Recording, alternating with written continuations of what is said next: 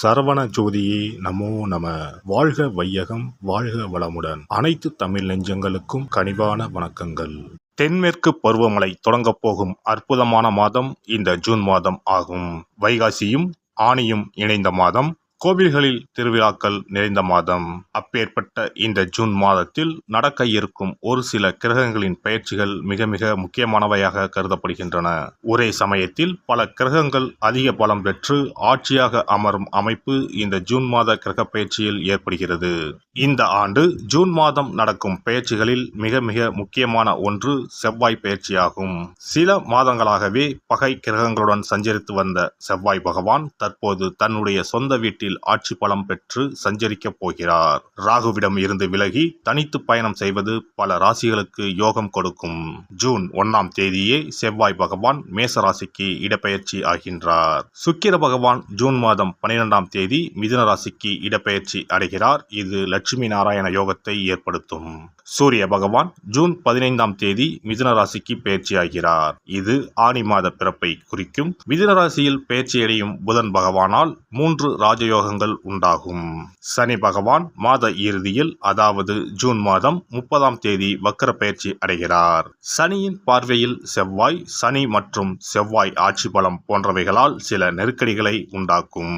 குரு பகவானின் சுப பார்வை கன்னி ராசியில் இருக்கும் கேது பகவானின் மீது படுவதால் ஒவ்வொரு ராசிக்கும் குறிப்பிடத்தக்க மாற்றங்கள் ஏற்படும். இந்த கிரக பெயர்ச்சிகளின் காரணமாக மிதுன ராசியில் புதாதித்ய யோகம், சுக்கிராதித்ய யோகம், கஜலட்சுமி ராஜயோகமும் உருவாகிறது.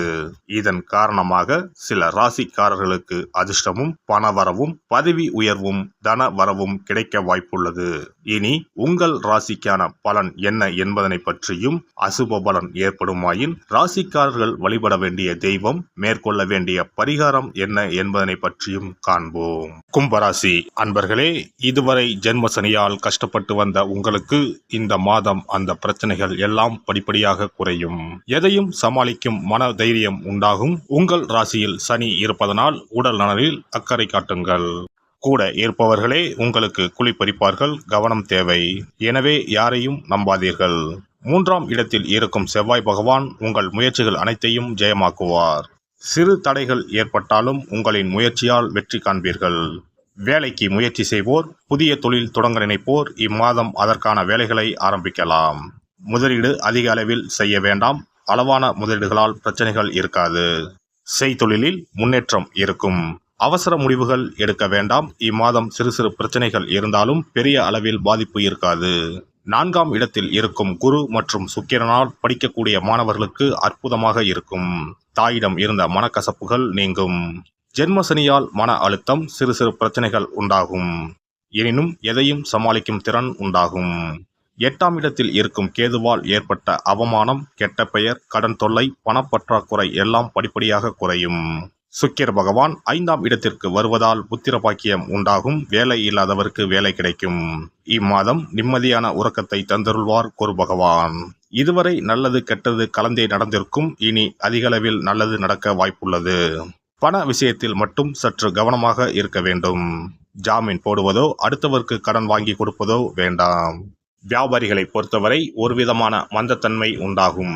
பயணம் சார்ந்த விஷயங்களால் ஆதாயம் ஏற்படும். கொடுக்கல் வாங்கலில் சூழ்நிலைகள் அறிந்து முடிவெடுக்கவும். கூட்டாளிகளின் ஆதரவு கிடைக்கும். ஒப்பந்தங்களை படித்து பார்த்து கையெழுத்திடுவது நல்லது. இழுபறியான சில பணிகளை நுட்பமாக திட்டமிட்டு முடிப்பீர்கள். கூட்டாளிகளின் ஒத்துழைப்பு மனதிற்கு மகிழ்ச்சியை ஏற்படுத்தும். வியாபார ரீதியான பயணங்களால் லாபம் மேம்படும். மறைமுக போட்டிகளை வெற்றி கொள்வீர்கள். பணிபுரிவோர் இம்மாதம் துரிதத்துடன் செயல்படுவது உங்கள் மீதான நன்மதிப்பை உண்டாக்கும். மேல் அதிகாரிகளிடத்தில் உங்கள் மீதான மதிப்பு உயரும். மனதிற்கு மகிழ்ச்சியான செய்திகள் கிடைக்கும். தன வரவுகளில் ஏற்ற இறக்கமான சூழல் உண்டாகும். பணிகளில் விருப்பமான இடமாற்றம் கிடைக்கும். அலுவலகம் சார்ந்த பயணங்களால் ஆதாயம் அடைவீர்கள். முதலீடு மற்றும் சேமிப்பு சார்ந்த விஷயங்களில் கவனம் செலுத்துவீர்கள். கலைஞர்களை பொறுத்தவரை உடன் இருப்பவர்கள் பற்றிய புரிதல் ஏற்படும். மற்றவர்களின் ரசனை தன்மைகளை புரிந்து கொள்வதற்கான தருணங்கள் கிடைக்கும். புதிய முயற்சிகளில் சில நுட்பங்களும் மாறுபட்ட அனுபவங்களும் ஏற்படும். அரசு சார்ந்த அங்கீகாரங்கள் தாமதமாக கிடைக்கும். சாமர்த்தியமான பேச்சுக்களின் மூலம் காரிய அனுகூலம் உண்டாகும். புதிய படைப்புகளை உருவாக்குவதில் சற்று ரகசியம் காப்பது நல்லது. பயணங்களின் மூலம் மாறுபட்ட அனுபவம் ஏற்படும். அரசியல்வாதிகளுக்கு எதிர்பார்த்த பொறுப்புகள் கிடைப்பதில் தாமதம் உண்டாகும்.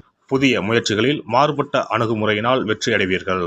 சுயநலம் கலந்த பொதுநல செயல்களால் ஆதாயம் உண்டாகும். வழக்கு சார்ந்த விஷயங்களில் சாதகமான முடிவு கிடைக்கும். தொண்டர்களின் விருப்பங்களை புரிந்து கொள்வீர்கள்.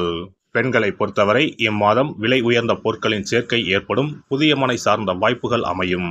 குடும்ப பெரியோர்களின் ஆதரவு கிடைக்கும். உடன் பிறந்தவர்களின் எண்ணங்களை புரிந்து கொள்வீர்கள். தொழில் சார்ந்த பயணங்கள் சாதகமாக அமையும். மனதளவில் புதிய நம்பிக்கை உண்டாகும். உறவுகளின் வழியில் அனுசரித்து செல்வதன் மூலம் சாதகமான வாய்ப்புகளை உருவாக்கி கொள்ள முடியும். மாணவர்களுக்கு பாடங்களில் இருந்து வந்த கவனக்குறைவுகள் குறையும். எதிலும் ஆர்வத்துடன் ஈடுபடுவீர்கள். ஆசிரியர்களின் பாராட்டுகள் உத்வேகத்தை ஏற்படுத்தும்.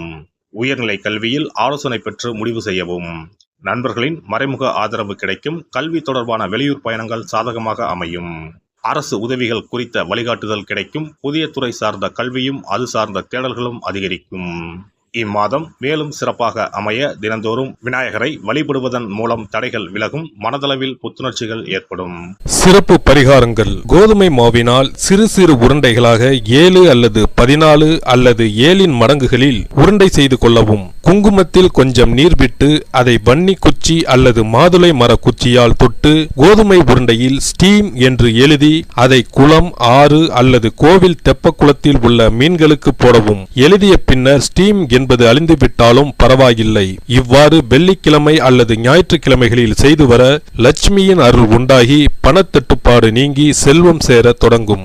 வெண் கடுகு சிறிது, 2 வத்தல் மிளகாய், 3 கல் உப்பு, பச்சை கற்பூரம் 3 இவை அனைத்தும் சேர்த்து வெள்ளை துணியில் போட்டு பின்பு அதை முடிந்து நல்லெண்ணெயில் நனைத்து வீட்டின் முன்பு இரவு 10 மணிக்கு மேல் எரிக்க ஏவல், பில்லி சூனியம் விலகும். தூங்கும் போது யாரோ அமுக்குவது போன்று இருப்பது, சிறுவர்கள் பயத்தில் சிறுநீர் கழிப்பது போன்ற தொந்தரவுகள் இருந்தால் படிகார கற்களை தூங்கும் அறையில் அல்லது தலையணைக்கு கீழே வைக்க வேண்டும். தோல்வி, அவமானம், எதிர்ப்புகள் ஆகியவற்றை சமாளிக்கும் மன வலிமையை அதிகரிக்க வாராகி அம்மனை மனதார வழிபட்டால் நிச்சயம் நல்ல பலன் கிடைக்கும். முடியவே முடியாது என்று நினைத்து கொண்டிருக்கும் காரியத்தை கூட உடனே முடித்து காட்டும் வல்லமை படைத்தவள் வாராகி அம்மன். இந்த வாராகி அம்மனுக்கு 8 சனிக்கிழமையில் சுத்தமான மண் அகல் விளக்கு ஒன்றை எடுத்து அதில் நல்லெண்ணெய் ஊற்றிக்கொள்ள வேண்டும். ஒரு கருநீல துணியை கட்டமாக வெட்டி அதில் கொஞ்சம் வெண்கடுகு சேர்த்து எல் தீபம் ஏற்றுவது போல முடிந்து கொள்ள வேண்டும். காலையில் 6 மணியிலிருந்து 7 மணி வரையிலான காலகட்டத்தில்